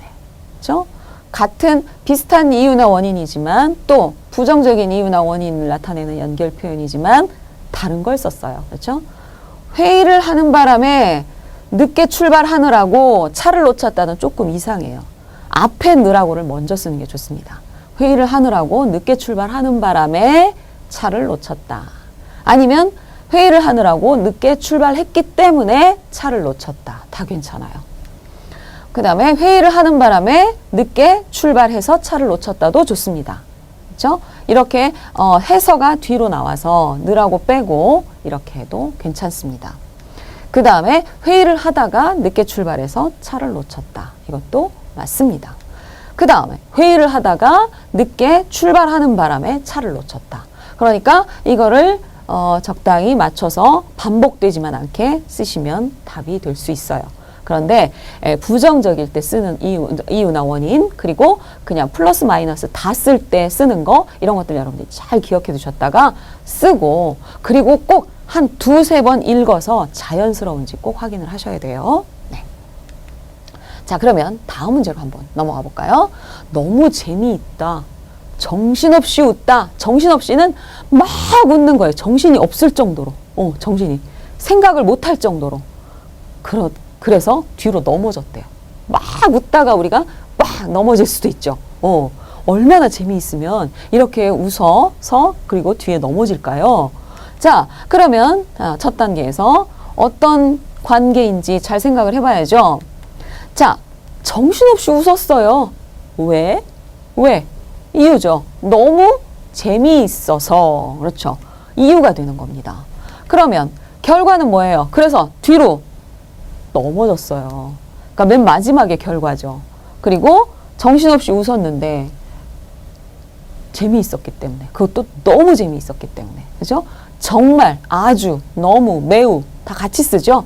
원래는 이 너무는 보통은 부정적일 때 많이 쓰는 부사어였어요. 그런데 요즘은 긍정적일 때도 굉장히 많이 씁니다. 너를 너무 사랑해. 그렇죠? 이거 부정적이 아닌 거잖아요. 정말 사랑했는데 그걸 더 강조를 하다 보면 너무를 씁니다. 그래서 너무 재미있어서 뒤로 넘어진 거죠. 그러면 자, 이유나 원인에서는 어서. 그리고 여기서 고급에서 어서나니까는 초급 문법이죠. 그러니까 고급에서 이유나 원인을 나타내는 그런 것들을 조금 더 알아두는 게 좋겠죠. 해가지고 뭐 한 나머지 이거는요. 나머지는 뒤에 결과가 정말 그것 때문에 결과가 나올 수밖에 없었다라고 확실할 때 나머지를 씁니다. 이런 것들을 여러분이 기억해 두시면 아주 좋은 문장을 쓸 수 있어요. 그 다음에 어떤 행동이 다음 행동으로 넘어가는 거, 이어지는 거, 이거는 다가, 이거는 계속 나오게 되죠. 그러니까 이런 꼭 많이 나오는 표현은 정말 여러분들이 기억을 해두시는 게 굉장히 좋습니다. 그러면 쓰기를 한번 해볼까요? 자, 정신없이 웃었어요. 왜? 너무 재미있어서. 그렇죠? 그거 당연히 여러분들이 쓸 수 있을 거예요. 그런데 여기서 자, 중급이나 고급 문법으로 조금만 더 나가본다면 재미있어가지고 다른 결과가 나오는 거예요. 그럴 때 가지고를 씁니다. 그 다음에 재미있는 나머지 정신없이 웃었다. 요렇게도 괜찮습니다. 뜻이 다 이어져요. 너무 재미있는 나머지 정신없이 웃었어요. 그러면 어떻게 해요? 그러다가 뒤로 넘어졌어요. 막 웃다가 뒤로 넘어졌어요. 이 표현 굉장히 많습니다. 웃다가 뒤로 넘어지다. 그거 그냥 여러분들이 딱 기억을 해두면 바로 나올 수가 있겠죠. 그럼 뭐예요? 웃다가. 그렇죠? 정신없이 웃었다. 그러다가 뒤로 넘어졌다. 두 문장 다시 한 문장으로 만들려면 요 다가가 여기 들어가야 되죠. 그래서 웃다가가 되는 거죠. 그렇죠? 그러면 정답 확인. 너무 재미있어서 정신없이 웃다가 뒤로 넘어졌다. 이게 가장 좋은 문장입니다. 그리고 뒤에 더 다른 답이 좀 올라가는 건 조금 완벽하진 않지만 그래도 뜻은 괜찮다라고 생각하는 거예요. 그래서 가장 위에 있는 걸 쓰는 게 가장 좋습니다. 그 다음엔 너무 재미있어가지고 정신없이 웃다가 뒤로 넘어졌어요. 이렇게 얘기할 수도 있어요. 말할 때 주로 쓰는 문법이에요. 그 다음에 너무 재미있는 나머지 정신없이 웃다가 뒤로 넘어졌어요. 이렇게 뒤로 넘어지다. 웃다가는 어떤 행동 바로 뒤에 하다가 바로 뒤로 이어지는 행동 할 때가 다가를 쓰시면 아주 자연스럽습니다. 그래서 이렇게 세 가지를 쓸 수가 있겠죠. 여기서 뭐 다른 것보다는 요거 재미있어 가지고 요거는 말할 때 이렇게 이런 습관으로 쓰는 사람들이 꽤 있습니다. 그래서 너무 재미있어 가지고 막 이렇게 얘기하죠. 보통 말할 때 또 오를 우로 발음을 많이 해요. 그렇죠? 이거는 입말일 때 어떤 습관이 나오는 겁니다. 보통 뭐 사람들은 서울 사투리 뭐 이렇게도 얘기하는데 많이 그렇게 써요. 네. 자, 그 다음에 다음 문제로 한번 넘어가 봅시다. 자, 친구를 만났어요. 이야기를 했어요. 기분이 좋아졌어요. 이거는 너무 쉽게 할 수 있어요. 그죠? 바로 친구를 만나 이야기를 하고 기분이 좋아졌어요. 그냥 순서대로 돼 있죠. 그러면 이걸 어떻게 연결해요? 자, 친구를 만났어요. 그래서 이야기를 했어요. 그래서 어떻게 됐어요? 결과는 기분이 좋아졌어요. 그렇죠? 기분이 좋아지다. 그렇죠? 친구를 만나서 이야기를 했어요. 기분이 좋아졌어요. 바로 연결할 수 있죠. 그럼 뭐예요? 순차적인 행동, 시간 순서대로 행동하는 것이 순차적이라고 얘기합니다. 친구를 만났고 이야기를 했고 그래서 결과가 좋아진 거죠. 기분이. 그전에는 기분이 안 좋았던 거예요. 그러면 어서가 순차적으로 쓸 때 이유나 원인에도 어서를 쓰지만 자, 그 행동하고 뒤이어서 행동할 때도 어서를 쓸 수 있어요. 그 다음에 이유나 원인에는 니까나 어떠니, 그죠? 내가 그렇게 해봤더니 그렇게 되었다. 아니면 그렇게 해보니까 그렇게 되었다. 이걸 쓰죠. 그 다음에 인과관계의 순차적 행동은 고 나니까. 서로 이유나 원인이 서로 딱 맞는 그런 인과관계, 원인과 결과의 관계에서 순서대로 하는 거에서는 고 나니까가 아주 좋은 운형이 됩니다. 그러면 어떻게 써볼까요? 친구를 만났죠. 그러니까 만나서 이야기를 했다요. 그렇죠? 친구를 만나서 이야기를 했다. 식당에 가서 밥을 먹었다. 이건 이유 원인이 아니라 순서대로 하는 행동일 때 쓰죠. 그러니까 친구를 뭐 이건 고 이렇게 고도 쓸 수는 있지만 고는 조금 다를 수 있어요. 친구를 만나고 나서 헤어지고 또 이야기를 다른 사람하고 했다. 이렇게도 쓸 수 있기 때문에 여기에서는 고보다는 어서를 시간을 나타내는 순서 어서를 쓰는 게 좋죠. 그 다음에 친구를 만나서 이야기를 했어요. 그랬더니 기분이 좋아졌어요. 그러니까 기분이 좋아졌어요. 그러고 나니까 기분이 좋아졌어요. 요걸 쓰면 훨씬 더 아주 밀접한 가까운 인과관계의 결과가 됩니다. 그 다음 행동이 돼요. 그래서 요거 셋을 다 쓸 수 있어요. 그러면 여기에 연결을 해야죠. 그럼 첫 번째 어떻게 돼요? 했더니 또 뭐예요? 하니까 그렇죠? 또 하고 나니까 그럼 같이 연결을 해볼 수 있겠죠? 요런 거 앞에 나오는 것들을 앞문장하고 뒷문장을 연결해 주는 걸 접속사라고 하죠. 그 접속사를 같이 연결해 버리면 연결어미가 되는 겁니다. 그래서 그랬더니가 했더니 앞에 하다가 있으니까 그러니까는 하니까가 되죠. 그 다음에 그러고 나니까 그대로 하고 나니까가 되는 거죠. 그런 거를 여러분들이 많이 연습을 하다 보면 바로바로 나올 수 있어요. 자, 그러면 정답을 한번 확인해 봅시다. 친구를 만나서 이야기를 했더니 기분이 좋아졌어요. 요럴 때 어떠니? 요거는 이유나 원인 나타낼 때 내 경험으로 그래서 그렇게 되었다 할 때 아주 많이 쓰는 그런 말할 때 쓰는 문법 표현입니다. 그러니까 요거를 여러분들이 기억하셔서 많이 쓰시면 좋겠어요. 그 다음에 친구를 만나서 이야기를 하니까 기분이 좋아졌다. 아마 여러분들은 이걸 굉장히 많이 쓰실 거예요. 어서 나니까. 그러나 이게 굉장히 좋습니다. 했더니. 그게 더 확실하게 결과가 돼요. 내 경험으로. 그렇죠? 그 다음에 친구를 만나서 이야기를 하고 나니까 기분이 확실하게 좋아진 거죠.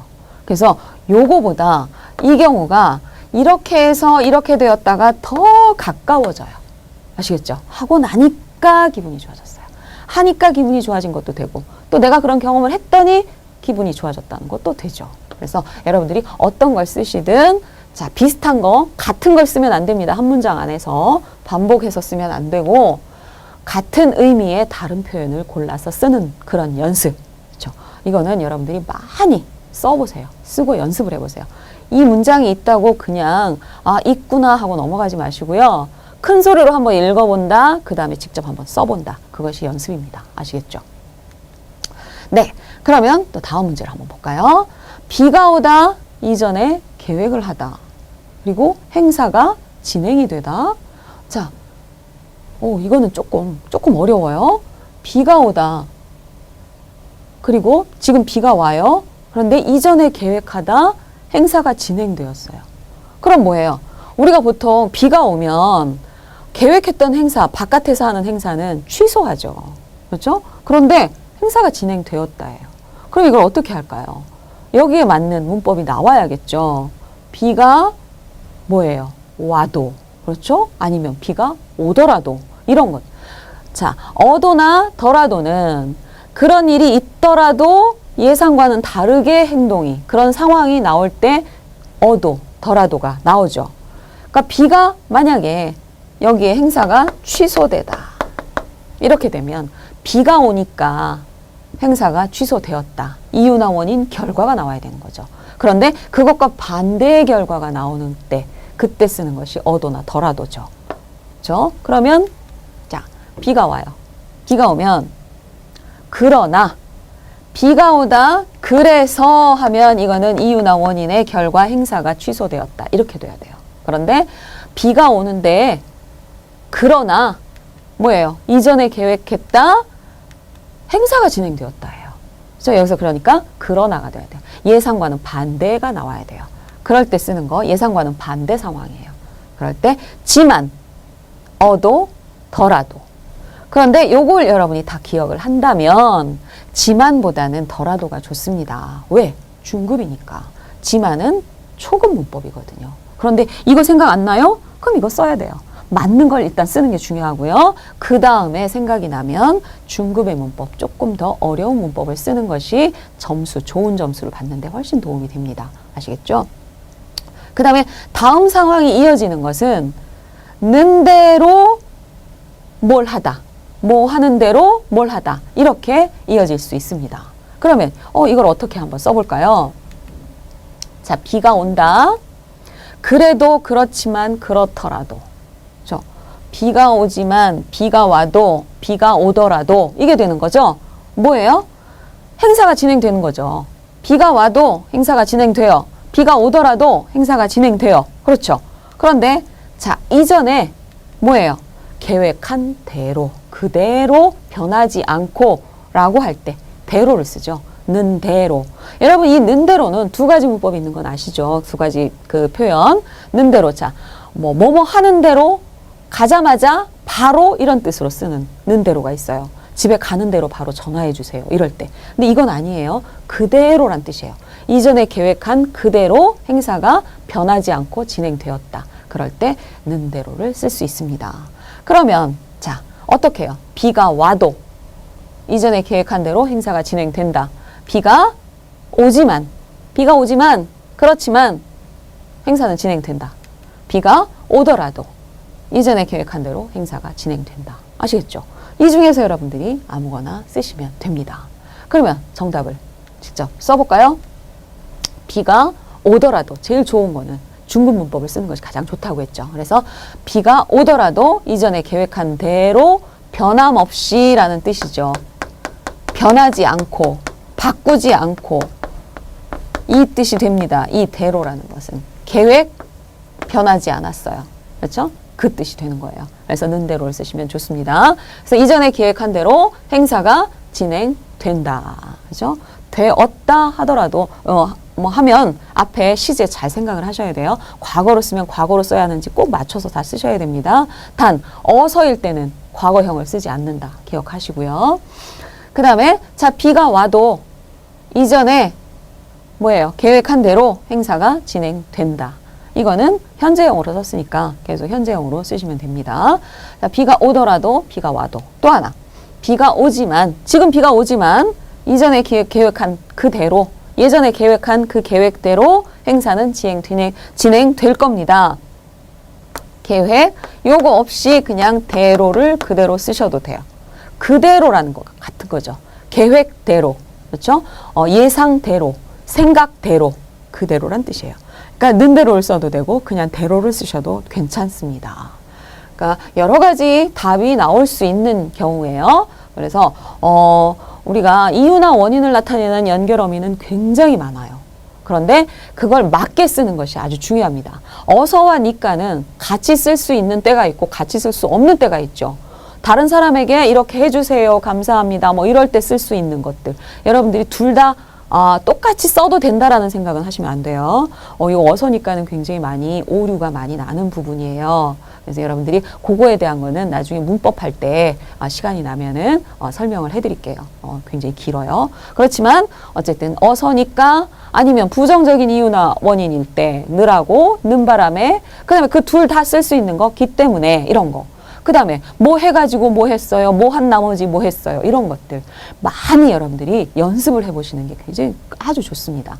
다시 한번 읽어볼까요? 비가 오더라도 이전에 계획한 대로 아니면 비가 오더라도 이전에 계획대로 행사가 진행된다. 그렇죠? 비가 와도 행사가 진행된다. 비가 오지만 그래도 오지만 반대로 예상과는 반대로 행사가 진행된다가 됩니다. 아시겠죠? 네, 그러면 또 다음 문제를 한번 보도록 하죠. 자, 보세요. 이곳을 지나가다. 이곳을 지나가요. 지나가는 거죠. 이렇게 지나가는 거예요. 어릴 때 같이 놀아. 어릴 때, 그럼 여기 벌써 과거죠. 친구들이 떠올라요. 친구들이 생각나는 거죠. 이게 바로 떠오르다 추억이죠. 추억. 그러면 이건 과거예요. 어릴 때, 어렸을 때 같이 놀. 여기는 그러면 여러분은 바로 생각날 거예요. 과거에 했던 경험. 바로 던. 그쵸? 또 왔던. 이거 나올 수 있죠. 연결할 수 있죠. 요거는 무조건 여러분 꼭 기억을 하세요. 과거의 경험, 던, 어떤. 그런데 요거 어떤은 좀 더 먼 과거일 때 아니면 지금과는 조금 거리가 있는 과거일 때 쓰기도 해요. 그러나 두 개 같이 별 의미 차이 없이 쓸 수 있습니다. 그럼 놀던 친구들. 그런데 뭐 하면 언제 이곳을 지나가다.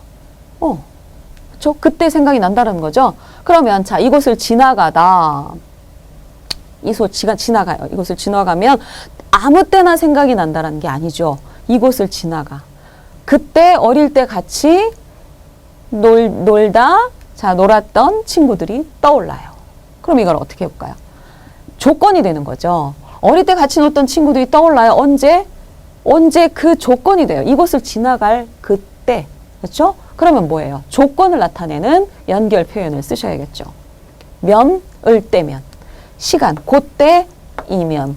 그렇죠? 그거는 자, 아무 때나가 아니라 그 조건에 맞을 때 이 일이 생각난다가 되는 겁니다. 그럼 시간을 나타내는 조건일 때가 을 때면이 돼요. 그렇죠? 그러면 과거의 경험은 던이나 어떤을 쓴다고 했어요. 그러면 이거를 어떻게 연결을 한번 해볼까요? 자, 친구들이 떠올라요. 언제? 이곳을 지나가면. 그렇죠? 아무 때나 아니라 그때 이렇게 하면 이게 떠올라요.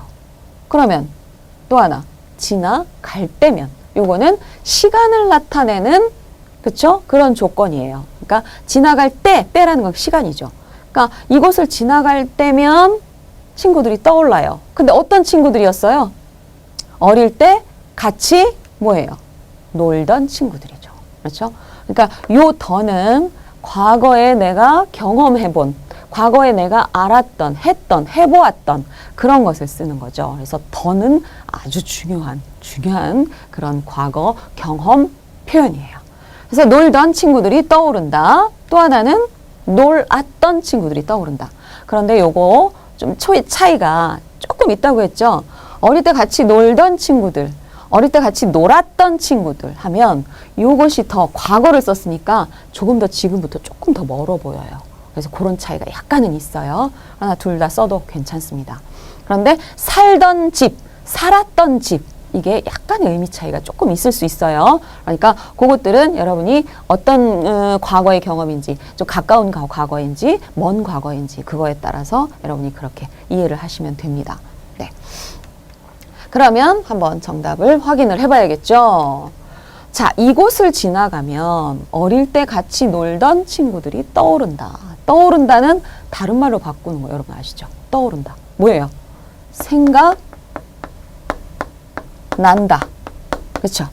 이런 단어들도 같이 알면 좋겠죠? 떠오른다, 생각난다. 또 하나는 생각, 추억 같이 나올 수 있는 단어 있죠? 기억난다. 기억이 나다, 생각이 나다예요. 그렇죠? 생각이 나다, 기억이 나다. 기억하세요. 기억하세요. 아시겠죠? 떠오른다. 이게 다 같이 쓸 수 있어요. 그렇죠? 그 다음에 떠오른다가 만약에 떠올랐다라고 과거로 쓴다면 이곳을 지나갈 때면 어릴 때 같이 놀았던 친구들이 떠올랐다? 어울리지 않습니다. 왜? 면이는 가정이죠. 그러니까 이거는 그렇게 할 때, 지금 아니라 그렇게 할 때이기 때문에 여기에 과거로는 쓸 수 없어요. 과거로 쓴다면 여기는 다른 문법이 들어가야 됩니다. 예를 들어 이곳을 지나가다가 어릴 때 같이 놀던 친구들이 떠올랐다 이렇게 돼야 돼요. 그러니까 여기서 현재형으로 쓸 것 같으면 면으로 쓰는 것이 어울립니다. 아시겠죠? 그러니까 시제를 어떤 것으로 쓰느냐에 따라서 표현이 달라져야 돼요. 그러니까 그 시제를 여러분들이 잘 선택해서 쓰시는 게 좋습니다. 만약에 떠오른다로 가려면 그렇게 하면 그렇게 한다가 되죠. 그런데 했다가 되면 그렇게 하다가 그렇게 했다. 과거가 돼야 되죠. 그렇죠? 그래서 어떻게 쓰느냐에 따라서 시제를 선택하는 것이 중요하다고 했죠. 그 다음에 자, 이곳을 지나갈 때면 어릴 때 같이 놀던 친구들이 떠오른다. 지나가면 지나갈 때면 그렇죠? 이것을 지나갈 때면 어릴 때 같이 놀았던 친구들이 떠오른다. 현재형으로 쓴 거예요. 여기는 이미 어릴 때이기 때문에 여기는 과거예요. 그렇죠? 이것도 과거, 이것도 과거. 그러나 지금 떠오른다가 됩니다. 그러니까 지금 이야기하고 있는 걸 언제나 생각을 해야 돼요. 지금 이야기하고 있기 때문에 앞에 문법 연결할 때는 과거는 쓰면 안 됩니다. 그렇죠? 과거에 어울리는 것이 아니라 현재에 어울리는 것을 쓰셔야 돼요. 일단 써놓고 나면 2번 정도는 꼭 읽어보세요. 그래서 이게 맞는지 확실하게 확인을 하셔야 됩니다. 아시겠죠? 제시된 표현을 사용해서 맞는 연결어미, 연결 표현을 서로 이어주는 연결 표현을 써서 연결 한 문장으로 연결해보는 이런 연습 문제는 여러분이 많이 풀어보면 볼수록 훨씬 더 도움이 됩니다. 글쓰기에서. 기본이에요. 그래서 이 유형은 지금 바뀐 토픽 유형에는 없어졌지만 이거는 기본이에요. 우리가 어휘문법 없어졌지만 안 해도 돼요? 안 되죠. 어휘문법을 모르면 말을 할 수 있어요? 읽기 듣기 할 수 있어요? 쓰기 할 수 있어요? 안 되죠. 그래서 시험에 없어졌다고 해도 꼭 우리가 공부해야 하는 것들이 바로 이런 기본적인 거예요. 아시겠죠? 그러면 한번 최종 확인을 한번 해봐야겠죠.